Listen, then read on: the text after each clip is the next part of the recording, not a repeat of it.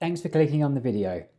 Now, in our personal lives, we're already lifelong learners with instant access to knowledge through the technology we have. However, the apps we use at home are often far better than those available in the workplace. Whether that's Googling how to do something, watching a TikTok to pick up house cleaning tips, or learning a new language with Duolingo.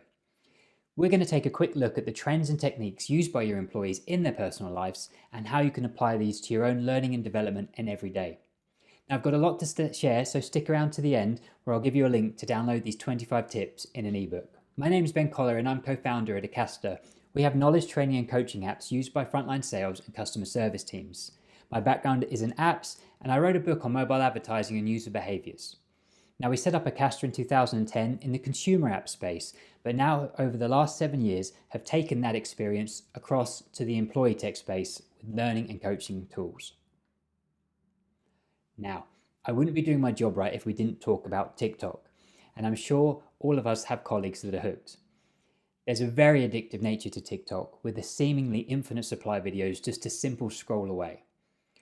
Parts of this don't necessarily fit with how people should be behaving in L&D, as I'm sure many of you would like your staff to spend 7 hours a day on the LMS. It just wouldn't end well. So what can we learn from TikTok?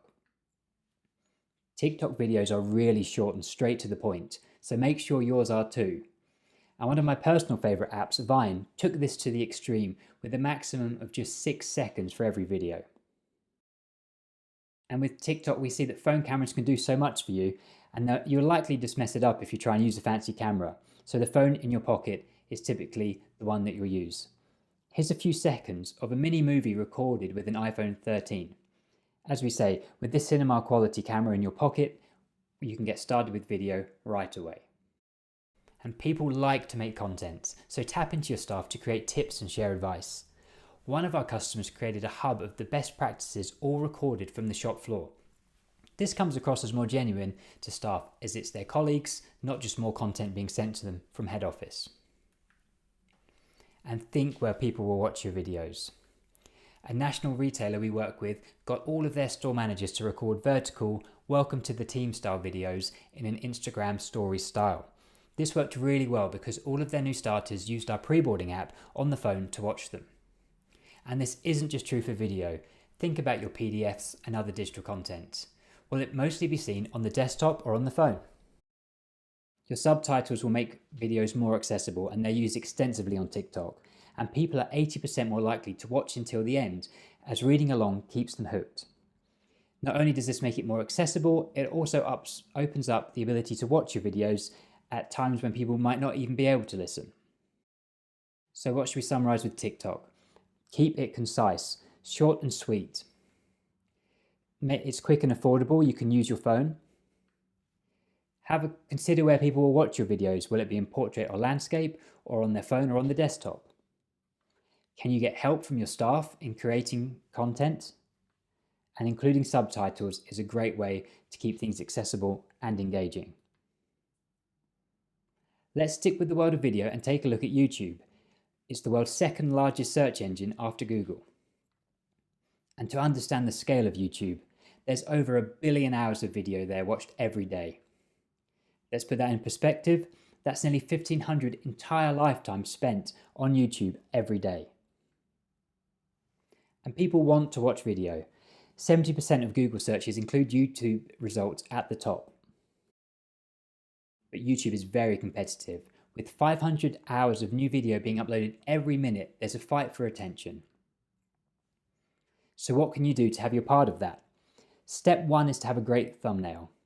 Mr. Beast, who is one of the largest YouTubers, has someone dedicated to making his video thumbnails to help him stand out and get the click. And it's easy to think the same doesn't apply to L&D. Well, everyone has to watch our content, but in reality, you're fighting against everything in their work and life to get them to watch. Take Jeff. He's our fictitious friend from Boxco, and he's responsible for the quarterly sales update of their cardboard boxes. The problem is no one's watching Jeff's update videos, so what can he do? Well, let's take a look at his current thumbnail. It looks like this. It's the welcome slide of his presentation. It's clear, it's informative, but it's quite unexciting. So he took Jeff's thumbnail and came up with some alternatives. First up, we've taken what he has, already, but jazzed it up with some colour, product shots, and a nice clear icon to help it stand out. We also wanted to see what it would look like if he just didn't set a thumbnail at all. So this is the default picture from the update meeting that Jeff records with his senior management, and what would be typically picked by a video platform if you don't create your own thumbnail. Now we've helped Jeff bring a little mystery in with some vibrant colour, helping him stand out, and some intrigue with those question marks. And lastly, we've heard Jeff has been watching a little too much Mr. Beast and gave him the full YouTube treatment. Now we put this in front of 100 real people and ask them which one they would click on. The loser? Well, surprisingly, the jazzed up standard version performed the worst. I think it comes down to the busyness, making it distracting, especially at the smaller sizes of a thumbnail. In fourth place is Jeff's current default PowerPoint slide that he uses. Now it's easy to read at small sizes, which is probably why it beat the other one, but it's still only getting 15% of the clicks. And I'll have to confess, I expected this one to perform the worst. It's messy, it's not unique to the video, and it took zero effort. But the feedback from the test group said they liked knowing the update was coming from people and not just a slide deck. So don't underestimate the power of people in your thumbnails. In second place, we have our overly YouTube-inspired version. People said it was a little bit silly, but it still stood out to them because of the bright colours. And here's our winner. And let's unbox why this works. Well, feedback said that they really liked that they could see Jeff in it. It made it seem like a personal video. The bright colours in there really helped it stand out. And of course, the intrigue. You want to find out if sales are good or bad. But it still keeps a professional feel, unlike the full YouTube version. Now obviously you don't want to be running a focus group for every video you release, so YouTubers often will take a screenshot of YouTube and add their thumbnail to it to see what it will look like. And this is a technique you can use. Try taking a screenshot of your LMS or comms tool and put your thumbnail in it to see how it stands out. Here we've taken a screenshot of a popular corporate video tool and added Jeff to it, and you can see how much he stands out against the much darker, less interesting videos. Jeff can now enjoy over double the amount of views on his sales updates simply by changing his thumbnail. But getting people to click on your videos is just the first challenge for YouTubers. Once you've got the click, you need to keep them hooked. And in fact, you've only got the first 15 seconds to keep them or they'll switch off.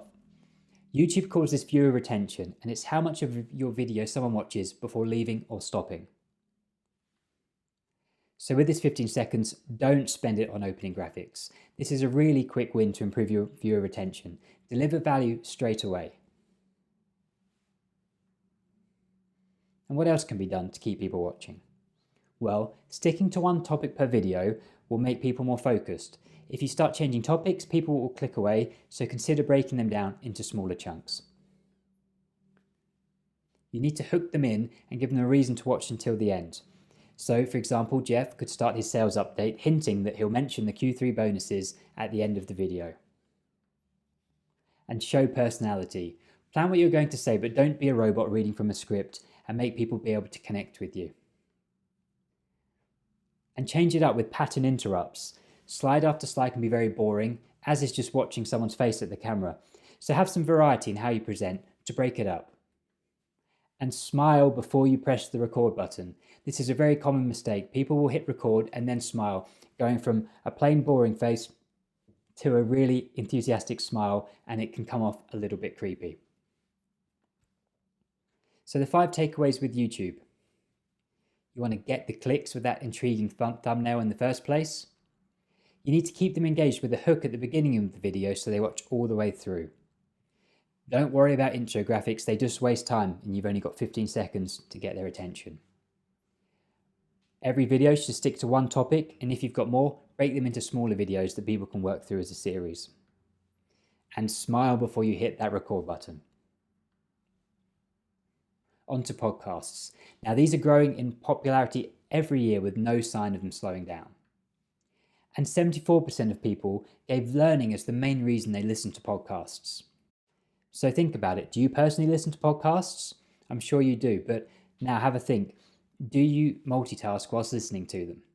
That means showering, washing up, walking, driving, when you're at the gym, or even falling asleep. If you're like me, you'll always be multitasking when you listen to a podcast. It's not something you just sit down and do. Yet we know that we aren't very good multitaskers, and you wouldn't want your employees completing a course whilst cooking their dinner, so where do podcasts fit in? Well, when you don't need them to recall the information you're sharing, they can be really useful. So that means inspire them with insights from the senior management team or bring in guests so that you wouldn't usually have the chance to hear from. One of our customers uses the podcast feature in our app to share more strategic reasons behind changes straight from the CEO and leadership team. You should signpost them to written content, include show notes and transcripts, and also reinforce the learning so it's not all dependent on them remembering it from that podcast. And best of all, excite them and make them feel involved in the business through audio. It's really important you have a schedule and stick to it, whether that's weekly or monthly. Pick a day or a date and always release your podcast then. People then know when to expect it and it can become part of their routine, whether it's something they listen to every Monday morning when they're getting ready for work to set themselves up for the week. And you can also then tease the show to chain together a series so they'll know when the next episode will be released. I'm sure many people are happy to sink 2 hours into that weekly True Crimes podcast, but don't expect them to give your corporate podcast that much love. I'd say 10 to 15 minutes tops is all you need for a company podcast. Generally, the shorter the better. And just like we've all learned with Zoom calls, put your headphones on and use a good microphone. And as a quick reminder, the microphone in your computer probably isn't good enough. And don't forget to remind any guests that are joining you about having a good setup. As a bonus tip, here's a great tool called Descript, which lets you edit your podcast really easily. And best of all, it can automatically remove any ums or ers for you.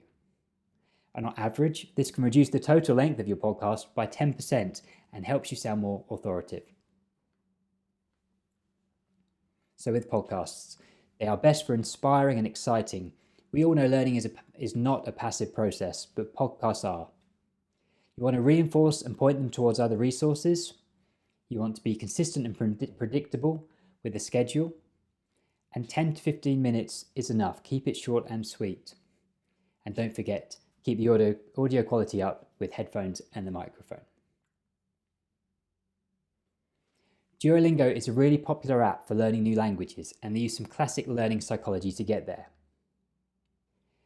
Duolingo is all about forming habits, and they use daily streaks and notifications to make learning part of the everyday for their users. And can we talk about L&D without mentioning Ebbinghaus? So to explain why we should learn every day, we need to look at how we forget. And as I'm sure you've heard before, at least 50% of information is forgotten in the first 24 hours and 90% is forgotten in just a few days. Hermann Ebbinghaus's research was done back in 1885, but it was reproven in 2015 to be correct. But if we repeat that learning every day, it's proven to embed knowledge above 90%. And that's something that Duolingo does. Duolingo is all about learning and not testing, so it gives you the chance to try again at the end of any learning to reinforce that and embed the knowledge in the first place. This is a much better way than just testing people, as it helps make them remember it. And at Ocasta, we use this technique in our microlearning, but we still offer performance insight to the course creators so they can see areas where people are struggling.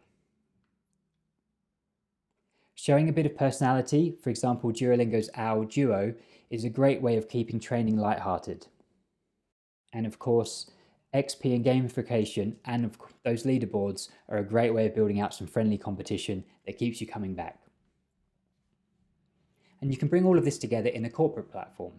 Here's our character Albert, used by O2 and Virgin Media to improve their staff's product knowledge. Albert has these daily challenges that unlock every morning throughout the month to become habit forming. And of course, we've got different game modes and styles to keep it interesting, and the all-important leaderboards, which will drive that healthy competition between the team. Albert's a great way of making sure staff are learning every day, boosting their product knowledge whilst they have some fun along the way. So Duolingo drives that daily usage behaviour with nudges. It makes learning part of the everyday to help embed the knowledge. It's all about avoiding testing unless necessary and focusing on the learning. With Duo the Owl, it has a great personality and tone of voice, which makes learning more lighthearted. and it's got a healthy competition with leaderboards. Let's take a quick look at our staple, Google. Now, people don't browse Google, they'll always have something they want to learn or do right now. So this learning in the flow of work is a great way to think about all of the things your staff might need to do their jobs. I think the easiest way to do this is looking at the how-tos that they might be wondering. So in our apps, we use how-to guides to support staff with those day-to-day operational tasks. And to be there in the flow of work, you also need to be there at the point of need, keeping search in arm's reach, whether that's on apps or corporate devices, to make sure they can always access it. Now, when you think about your company, this is probably how you see it, with a big hierarchy of all of the different teams and head office. But actually, this is probably how your staff see the company. They don't care about the corporate structure. If they have a problem, it's the company that needs to fix it. Which takes us on to my favourite thing about search. It makes companies think about the employee needs and not about the corporate structure in head office. So it's important that L&D, internal comms and HR all work together to have that single version of the truth instead of each having their own siloed platforms with different information in. And in a similar spirit, it's important to avoid outdated or old or duplicate content showing up in search. And in fact, this is one of the biggest pain points we hear when talking to staff of other systems. So with Google, you want to have a good search, make it prominent. You want to fill it up with how-to guides to support learning in the flow of work. And you need to be there at the point of need, whether that's on apps, on tills, wherever staff may need it. And cull out all of the old and duplicate content. And best of all, work together. Tear up the hierarchy. L&D, internal comms, HR all need to work for one version of the truth. So before I share the link to the download of the ebook, here's a snapshot of what we've covered. YouTubers work really hard on their thumbnails to get the click and then keep their viewers watching. Learning isn't passive, so use podcasts to signpost and inspire your workforce. Gamification like Duolingo helps embed the knowledge without testing. TikTok keeps things quick and concise, and it's all done from your phone. Google's a great way of getting teams to working together, and consider some quick how-to guides when staff search. If you would like to download these tips, you can scan the QR code next to me or visit go.acasta.com/personal-lives. Or if you happen to be on this page already, the link is below. I'm sure you'll find some of these tips useful and can start using them in your everyday L&D. If you have any questions, please do contact me, and I hope these are helpful. Thank you.